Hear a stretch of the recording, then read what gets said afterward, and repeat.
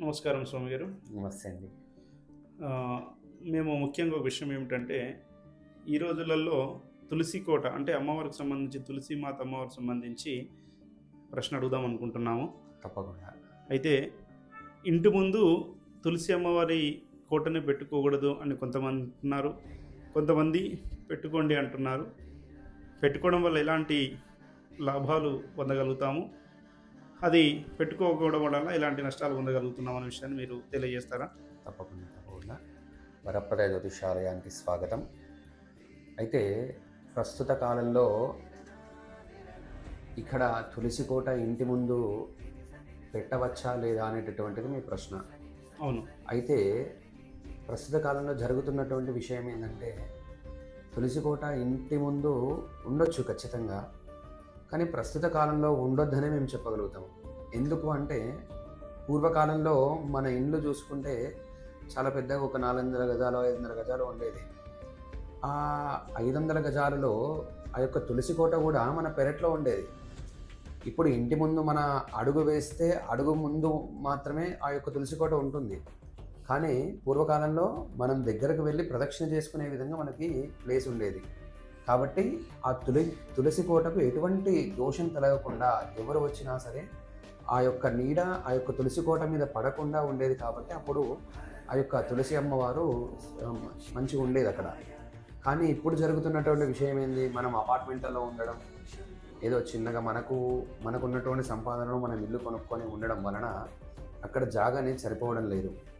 దానివల్ల మనం ఇంటి ముందే పెట్టుకోవడం వలన ఇప్పుడు మనము బయటికి వెళ్ళి రావడం కావచ్చు, మనకి ఇంటికి వచ్చేటటువంటి బంధువులు కావచ్చు, ఈ ప్రస్తుత కాలంలో జెప్టో అని జొమాటో అని వీళ్ళందరూ ఎక్కడెక్కడో తిరిగి వాడు రావడం జరుగుతుంది.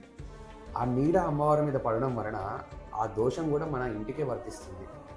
కాబట్టి ఆ విషయంతోనే మేము ఇంటి ముందు పెట్టొద్దు అనేటటువంటిది మేము ఖచ్చితంగా చెప్పగలుగుతున్నాం.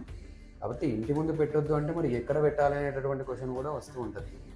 కాబట్టి ఆ గుమ్మం ముందే కాకుండా కొంత మన కుడి భాగానికి తిరిగి కుడి భాగంలో దాన్ని పెట్టినట్టయితే ఖచ్చితంగా వాళ్ళు శుభ ఫలితాలను పొందే అవకాశం ఉంటుంది. ఇంట్లో కూడా సుభిక్షంగా ఉంటుంది. సంతోషం అండి. అదేవిధంగా ఈశాన్య భాగంలో ఈ తులసి కోటని ఒక చెక్క పీట గానీ, ఐరన్ పీట గానీ పెట్టమంటున్నారు. మరి అలా పెట్టుకోవచ్చా? అయితే ఈశాన్య భాగంలో అనేటటువంటిది ఆల్రెడీ మనం ఉంటున్నటువంటి ఈశాన్యం ఆల్రెడీ పెరిగే ఉంటుంది. ఇప్పుడు ఈశాన్యం అనేది ఖచ్చితంగా మనం ఉన్నటువంటి ఇంట్లో ఖచ్చితంగా ఒక 50 అంగుళాలన్నా తగ్గి ఉండాలి. 50 మీటర్లన్నా ఖచ్చితంగా కొంచెం తగ్గి ఉండాలి. కానీ ఇప్పుడున్నటువంటి కాలంలో ఏంటంటే అక్కడ పార్కింగ్ అని అదని ఇదని దాని లెవెల్గా చేస్తున్నాం, మనం ఈక్వాలిటీగా చేస్తున్నాం, మొత్తం ఫ్లోర్ మొత్తం ఈక్వాలిటీగా చేస్తున్నాం. కాబట్టి ఖచ్చితంగా అక్కడ మనం ఏదో స్టాండ్ వేసో ఫీట్ వేసో పెట్టడం వలన తులసి కోటనే ఒక ఫీట్ ఉంటుంది. ఆ ఫీట్లో మళ్ళీ ఇంకొక ఫీట్ పెంచడం వల్ల ఖచ్చితంగా 2 ఫీట్లు అనేది పెరుగుతుంది. ఆ 2 ఫీట్లు ఈశాన్యంలో పెంచడం వల్ల ఖచ్చితంగా ఇంట్లో ఉన్నటువంటి యజమాని ఇబ్బంది పడే అవకాశాలు ఉంటాయి.